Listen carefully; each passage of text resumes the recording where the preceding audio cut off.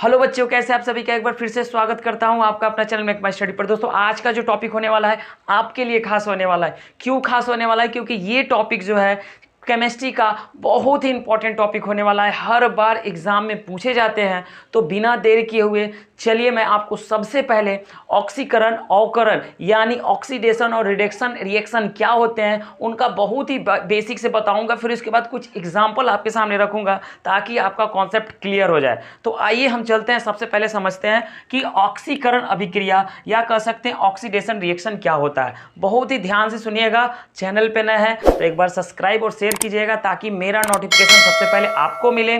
और एक रिक्वेस्ट, मैं हर वीडियो की तरह अपने भाइयों और अपने बहनों को बोलता हूं कि वो कम से कम मैं जो भी बातें बताऊं, जो भी टॉपिक समझाऊं, उसको नोट डाउन करते जाइएगा। क्योंकि बार बार आपको वीडियो देखने से अच्छा है कि अपना नोट्स बना के उसको पढ़ते रहिएगा, रिवाइज करते रहिएगा।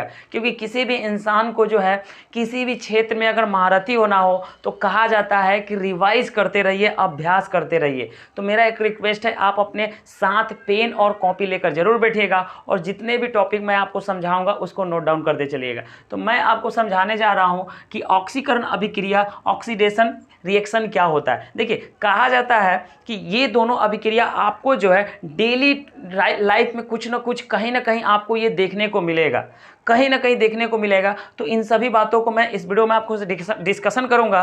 कहां पर ऑक्सीडेशन और रिडक्शन की अभिक्रियाएं आपको अपने घर से लेकर बाहर तक यानी दैनिक जीवन में जो है इस तरह की अभिक्रिया हमारे साथ होती रहती है, घटित होती रहती है। तो मैं उन सभी एग्जाम्पल को आपके सामने रखूंगा ताकि आपका कॉन्सेप्ट क्लियर हो जाए। सबसे पहले मैं आपको बताने जा रहा हूं कि ऑक्सीकरण अभिक्रिया क्या होता है। देखिए, ऑक्सीकरण अभिक्रिया क्या होता है कि वैसे रासायनिक अभिक्रिया जिसमें ऑक्सीजन जुड़ते हो, जिसमें ऑक्सीजन जुड़ते हो, या कह सकते हैं कि ऐसी रासायनिक अभिक्रिया जिसमें हाइड्रोजन का निष्कासित होना हो, यानी हाइड्रोजन अलग होते हैं। देख लीजिए, यहाँ पर मैं बोर्ड पे इसलिए लिखवा दिया ताकि आप नोट कर सकते हैं। देखिए, ऑक्सीकरण अभिक्रिया क्या है? वैसी रासायनिक अभिक्रिया जिसमें किसी तत्व या यौगिक से ऑक्सीजन, इस बात को याद रखिएगा, जब किसी तत्व या यौगिक से ऑक्सीजन का, देखिए ऑक्सीजन का संयोग, संयोग का मतलब होता है जुड़ाव, यानी जिस किसी तत्व में या यौगिक में जब ऑक्सीजन जुटेगा, या दूसरी भाषा में कह सकते हैं किसी यौगिक से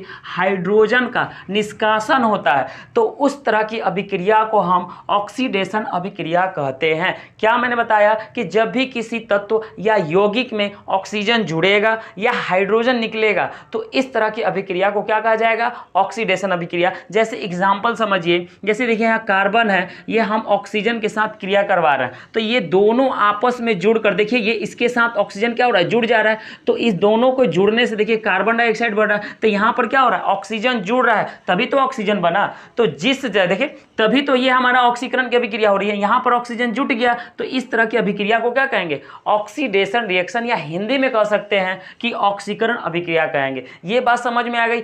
सिंपल सी बातों को समझिए। जिस किसी तत्व या यौगिक में ऑक्सीजन जुड़ेगा, या दूसरी भाषा में कह सकते हैं जिस किसी तत्व या यौगिक से हाइड्रोजन का निष्कासन होगा, वहां पर जो रिएक्शन होगी वो एक तरह से ऑक्सीडेशन रिएक्शन होगी। बात समझ में आ रही है? बस पूरे वीडियो को देखिएगा, बिल्कुल भी आपको समझ में आएगा। देखिए, दूसरा समझिए कि अवकरण अभिक्रिया या रिडक्शन रिएक्शन क्या होता है। बहुत इंपॉर्टेंट, ये दोनों अभिक्रिया आपको डेली रूटीन अपनी के लाइफ में आपको दिखने को मिलेगा। कभी ऐसा नहीं हो सकता है कि केवल ऑक्सीकरण की क्रिया हो और वहां पे अवकरण की क्रिया ना हो। तो ये दोनों अभिक्रिया एक साथ चलती रहती हैं। ऑक्सीकरण के बाद हमको समझना है अवकरण अभिक्रिया क्या है। तो जस्ट उसी का ऑपोजिट कर दीजिए। ऑक्सीडेशन में मैंने बताया था कि जिस यौगिक में ऑक्सीजन जुड़ेगा या हाइड्रोजन निकलेगा, इसमें क्या होगा? अवकरण में इसमें हाइड्रोजन जुड़ेगा और ऑक्सीजन निकलेगा। जस्ट उसका ऑपोजिट है ना, आपको याद करने की जरूरत नहीं पड़ेगी। ऑक्सीकरण में क्या होगा? ऑक्सीजन जुड़ेगा, हाइड्रोजन निकलेगा। उसी तरह अवकरण में क्या होगा? हाइड्रोजन जुड़ेगा और ऑक्सीजन निकलेगा। तो आइए परिभाषा को देख लेते हैं। वैसी रासायनिक अभिक्रिया देखिए जिसमें किसी तत्व या यौगिक से हाइड्रोजन का संयोग होगा, संयोग का मतलब होता है कनेक्ट, यानी जुड़ेगा, संयोग होगा, या ऑक्सीजन का निष्कासन होता है, तो इस प्रकार की अभिक्रिया को अवकरण अभिक्रिया या रिडक्शन रिएक्शन कहते हैं। एग्जाम्पल समझिए, देखिए यहाँ पर हाइड्रोजन ऑक्सीजन के साथ, देखिए हाइड्रोजन और ऑक्सीजन एक दूसरे से क्रिया कर रहा है, तो हाइड्रोजन और ऑक्सीजन क्रिया करके देखिए H2A बना लिए। तो यहाँ पर हाइड्रोजन का क्या हो रहा है, जुड़ाव हो रहा है, हाइड्रोजन का क्या हो रहा है, जुड़ाव हो रहा है। तो जिस अभिक्रिया में हाइड्रोजन का जुड़ाव होगा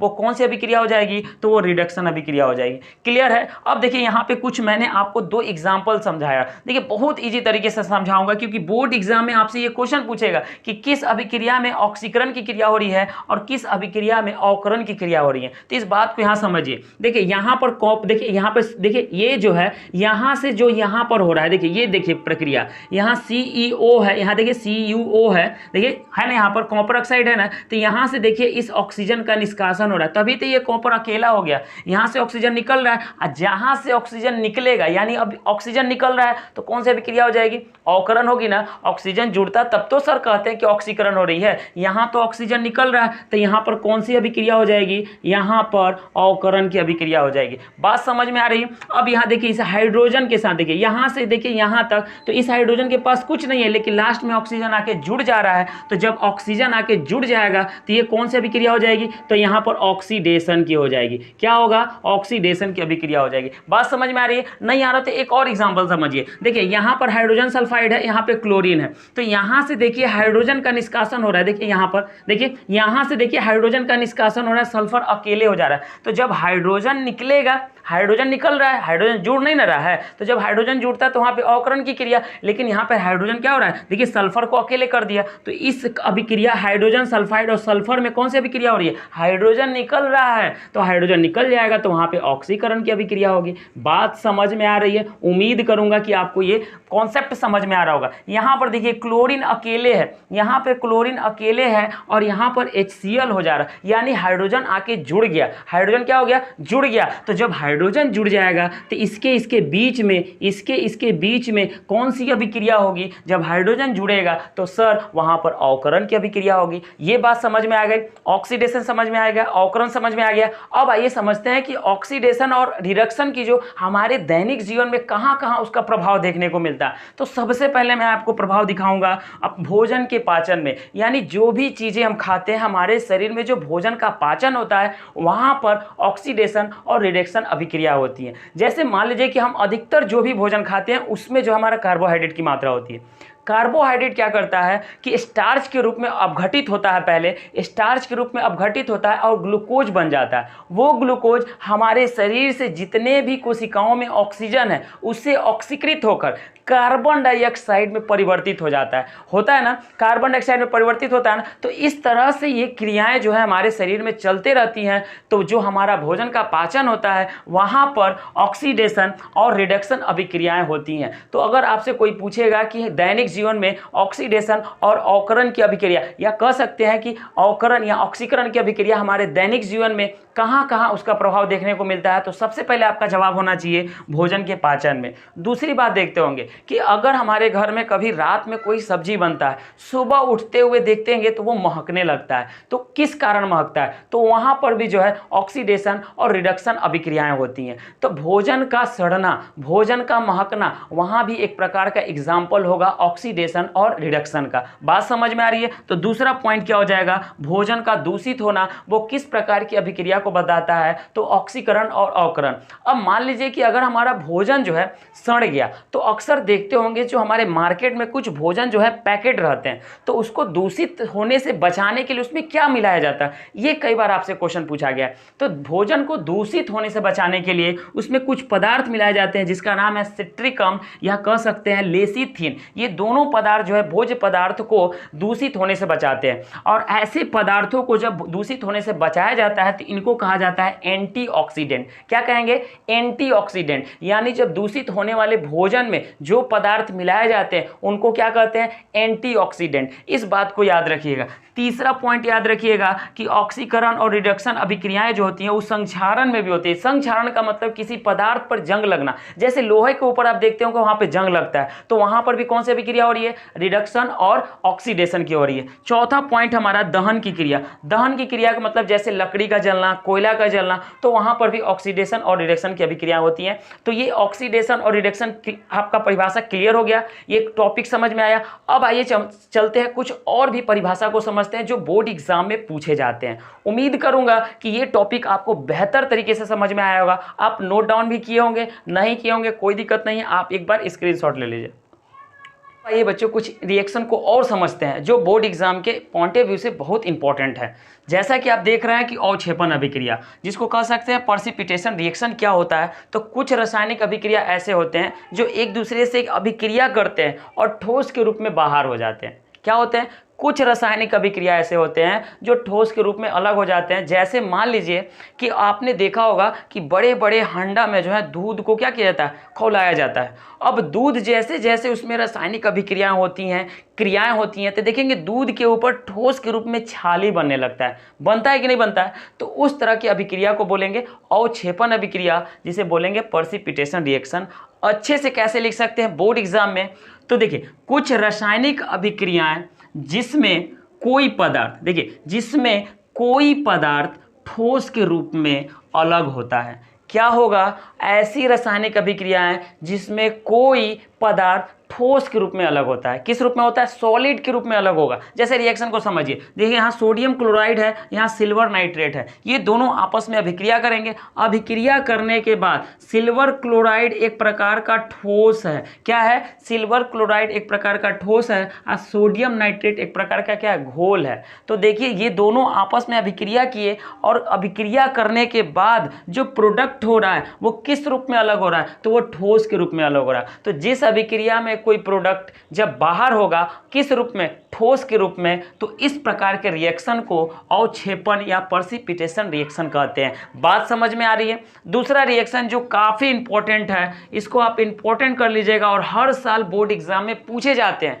उदासीनीकरण अभिक्रिया, न्यूट्रलाइजेशन रिएक्शन क्या होता है? बहुत इंपॉर्टेंट है, हर एग्जाम में पूछे जाते हैं, चाहे वो बोर्ड एग्जाम हो, चाहे वो स्टेट लेवल का कोई कॉम्पिटिटिव एग्जाम हो, हर एग्जाम में ये एग्जाम्पल जो हर ये रिएक्शन जो है पूछा जाता है। कैसे पूछा जाता है? क्वेश्चन कहता है कि क्या होता है जब अम्ल और क्षार एक दूसरे से क्रिया करता है तो क्या बनता है? तो ऑप्शन आपके रहेंगे लवण के साथ साथ जल बनेंगे, केवल लवण बनेंगे। तो इस तरह से क्वेश्चन आपको कॉम्पिटिटिव एग्जाम में देखने को मिलेगा। और अगर रही बात बोर्ड एग्जाम की, तो आपसे पूछेगा न्यूट्रलाइजेशन रिएक्शन क्या होता है, उदासीनीकरण अभिक्रिया क्या होता है, एग्जाम्पल के साथ समझाइए। बहुत इंपॉर्टेंट है। तो इसमें क्या हो गया कि वह अभिक्रिया जिसमें कोई अम्ल यानी एसिड और किसी क्षार यानी इसको बेस, यानी जिस अभिक्रिया में एसिड और बेस एक दूसरे से क्रिया करेंगे, अभिक्रिया करेंगे और अभिक्रिया करने के बाद क्या बनाएंगे? लवण के साथ साथ जल भी बनाते हैं। क्या बनाएंगे? लवण के साथ साथ जल बनाएंगे। तो इस प्रकार की अभिक्रिया को उदासीनीकरण अभिक्रिया कहते हैं। फिर से समझ जाइए, ऐसी अभिक्रिया जिसमें अम्ल और क्षार एक दूसरे से अभिक्रिया करके लवण के साथ साथ जल भी बनाते हैं, तो इस प्रकार के रिएक्शन को न्यूट्रलाइजेशन रिएक्शन कहते हैं। बात समझ में आ रही है? एग्जाम्पल समझिए, जैसे यहां पर हाइड्रोक्लोरिक अम्ल के बारे में आप सुने होंगे, नहीं सुनेंगे कोई बात नहीं है, मैं बहुत ही छोटी छोटी बातों को हर वीडियो में डिस्कशन करते रहता हूं। ये एक प्रकार का हाइड्रोक्लोरिक अम्ल है जो हमारे शरीर के अंदर पाया जाता है। क्लियर है? ये अम्ल है। अब आपके दिमाग में चल रहा होगा, अगर आप नए होंगे, अगर मेरे पहले वाले वीडियो को नहीं देखे होंगे, तो आपके दिमाग में चल रहा होगा कि ये अम्ल क्या होता है, एसिड क्या होता है, ये बेस या क्षार क्या होता है। तो शुद्ध भाषा में कह सकते हैं, लोकल लैंग्वेज में कह सकते हैं कि वे पदार्थ जो स्वाद में खट्टे लगे अम्ल कहलाएंगे और वे पदार्थ जो स्वाद में कड़वे लगे क्या कहलाएंगे? क्षार कहलाएंगे। आइए रिएक्शन को देखते हैं। HCl देखिए, ये NOH क्या है? तो एक प्रकार का क्षार है। कैसे जानेंगे कि ये अम्ल है? क्योंकि यहाँ पर तो हम चखने नहीं जा रहे हैं, यहाँ पे तो स्वाद को हम चखेंगे नहीं। तो याद रखिएगा, जिस P यौगिक में H+ आयन होंगे वो एसिड कहलाएगा और जिस यौगिक में OH- आयन होंगे वो क्या कहलाएगा? क्षार कहलाएगा। तो यहाँ देखिए हाइड्रोजन है तो ये अम्ल हो गया और यहाँ पर OH एक साथ आया तो ये क्षार हो गया। तो जब अम्ल और क्षार की अभिक्रिया करवाते हैं तो देखिए लवण के साथ साथ जल भी बन रहा है। तो इस प्रकार की अभिक्रिया को उदासीनीकरण अभिक्रिया कहेंगे। बात समझ में आ रही है? दूसरा अब देखिए सबसे लास्ट में जो हमारा है प्रकाश रासायनिक अभिक्रिया, जिसको कह सकते हैं फोटोकेमिकल रिएक्शन। फोटोकेमिकल रिएक्शन क्या होगा? ऐसी अभिक्रिया जो प्रकाश की उपस्थिति में हो और यह केमिकल रिएक्शन केवल आपको कहाँ दिखाई देगा? तो पेड़ पौधों में दिखाई देगा। क्योंकि जब पेड़ पौधे जो अपना भोजन बनाते हैं तो किसकी उपस्थिति में बनाते हैं? वो अपना भोजन प्रकाश की उपस्थिति में बनाते हैं। तो ऐसा रिएक्शन जो प्रकाश की उपस्थिति में होता है उसे हम प्रकाश रासायनिक अभिक्रिया कहते हैं। जैसे यहाँ पर रिएक्शन देख रहे हैं, ये एक प्रकार का फोटोसिंथेसिस यानी प्रकाश संश्लेषण भी हमारा बायो जब मैं आपको पढ़ाऊंगा तो प्रकाश संश्लेषण का बारीक बारीक से जितने भी टॉपिक पूछे जाते हैं, कॉन्सेप्ट तैयार होते हैं, मैं उसको बताऊंगा। यहाँ पर आप केवल रिएक्शन समझिए। देखिए यहाँ पर कार्बन डाइऑक्साइड जल के साथ अभिक्रिया कर रहा है और अभिक्रिया करने के बाद ग्लूकोज का निर्माण कर रहा है। ग्लूकोज का ये सूत्र याद रखिएगा, कई बार पूछा जाता है। तो ग्लूकोज के साथ साथ ऑक्सीजन भी बन रहा है। तभी तो पेड़ पौधे जब अपना भोजन बनाते हैं तो कार्बन डाइऑक्साइड को ग्रहण कर लेते हैं और ऑक्सीजन को क्या करते हैं? बाहर निकलते हैं, जिससे हम अपने जीवन को क्या कर रहे हैं? जी रहे हैं, जीवित हैं। अगर पेड़ पौधे में अगर इस तरह की अभिक्रिया नहीं होगी तो ऑक्सीजन का निष्कासन होबे नहीं करेगा, और जब नहीं होगा तो कहाँ से हम जिंदा रह पाएंगे? तो प्रकाश संश्लेषण की क्रिया की वजह से हम लोग जो है कहीं ना कहीं ऑक्सीजन को ले पाते हैं। तो प्रकाश रासायनिक अभिक्रिया का हो गया। ऐसी अभिक्रिया जो प्रकाश की उपस्थिति में हो, जैसे आप देख रहे होंगे यहाँ पर हम यहाँ पर प्रकाश बना दे रहे हैं और जब कार्बन डाइऑक्साइड और जल एक दूसरे के साथ अभिक्रिया कर रहा है तो क्या बना रहा है? ग्लूकोज बना रहा है, और ग्लूकोज के साथ साथ ऑक्सीजन का निर्माण हो रहा है। ये बात समझ में आ रही? अगर आप देख रहे होंगे कि इन सभी के बीच में 6 लिखे हैं, ये लिखे हैं, तो ये एक प्रकार का समीकरण को संतुलित कैसे किया जाता है? एक कोई अगर असंतुलित समीकरण उसको संतुलित कैसे किया जाता है तो मैं लिंक दे दिया हूँ, वीडियो भी दे दिया हूँ, उस वीडियो को देखिएगा और अच्छा लगेगा तो ज़्यादा से ज़्यादा शेयर कीजिए ताकि आपके दोस्त भी हमसे जुड़ सके और यह भी छोटा सा परिवार आपके सपोर्ट से एक बड़ा परिवार बने, ताकि मैं आपके लिए बहुत अच्छा अच्छा टॉपिक लाऊं ताकि आपका कॉन्सेप्ट क्लियर हो।